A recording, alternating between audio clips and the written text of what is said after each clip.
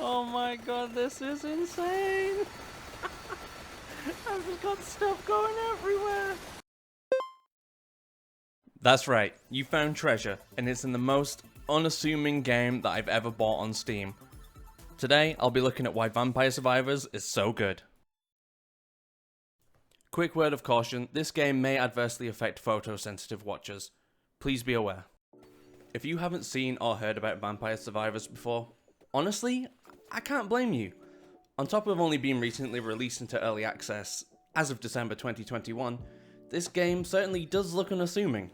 Especially when you factor in its low price tag of £2 on Steam, you can understand why somebody might skip over it in the discovery queue. Little do they know that if they skip over this, a gem really has just passed them by, and they don't even realize it. Vampire Survivors currently boasts an overwhelmingly positive review score on Steam, and we're talking 98% of reviews being positive. Not only that, just the pure amount of reviews that it has on the page is also insane. It's got over 50,000 reviews. Now, if you do a quick bit of maths, 50,000, 98% of that's a lot of positive reviews. So today, we're going to be jumping into Vampire Survivors and figuring out exactly why it is so good. First of all, let's take a look at the gameplay. It's simple, super easy, no real instructions needed.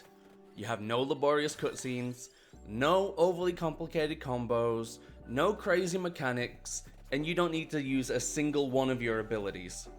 The game does all of this for you.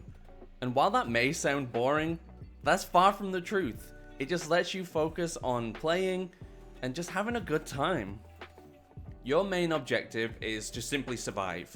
So you're tasked with moving your character around, picking up these little XP orbs that are on the floor, and then choosing what weapon or upgrade you want whenever you do level up. Again, I could forgive you if you think that sounds boring, but depending on what items you get can lead to very different results. The game has a whole bunch of different weapons and add-ons that you can pick from whenever you level up. So one weapon, for example, is the axes. They get fired out, they hit enemies, and they damage them. Simple enough. But you can also get add-ons that make the axes even bigger so that you can hit even more enemies. And if you go further and further in upgrading the axes and the area add-on, then they transform into a scythe. They go to their super form, you shoot out a scythe in a circle around you, and they damage a whole bunch of enemies all at once and really help you cut down these giant waves of enemies. This game doesn't really bog you down in the grind for unlocking new weapons and add-ons either. With maybe a handful of games under your belt, you'll have unlocked a good couple of new weapons and discovered a few more add-ons that you can mess around with in your further runs to get even more combos that you didn't even know were possible yet. And that's something that I really liked. It keeps it casual, you don't have to dedicate a ton of time to it, you can just hop on, have some fun, and just enjoy the destruction that you've made. Not only is there a bunch of weapons and add-ons, there's also multiple characters that you can pick from that have their own different starting weapons and their own bonuses to them. Some move faster than others, some fire more projectiles at a time, and some even get a ramping damage bonus.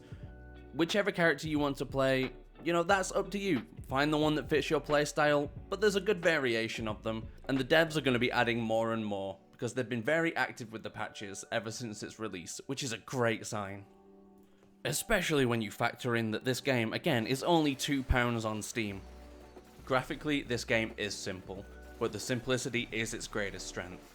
You can see the enemy sprites, they're easily distinguishable, they're unique, and they're fun. The same for the effects on the abilities. You can tell what's going on at the screen at any given time, despite there being so much.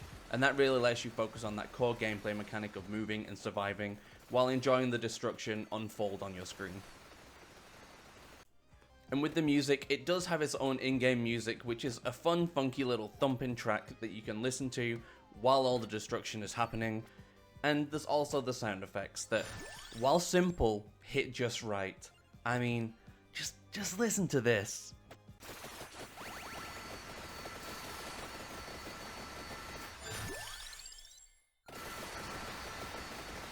That trill really does hit just right. All in all, this game is solid. It might not be the most interactive of games, but sometimes you just want a game that you can load up, relax with, and just casually play, and this game hits it right on the head. You get to have the fun destruction on your screen, you get to change things up with fun new combos, and it's definitely got that one more run appeal.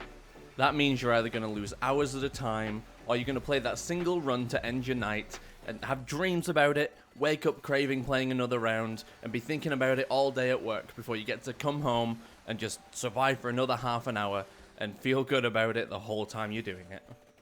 And with all those reasons, I can't help but recommend it. If you've made it this far into the video and you haven't yet, now's the best time to like and subscribe. It really helps the channel grow, and you'll get to see more content like this in the future. Thanks very much for watching, stay safe, and I'll see you next time.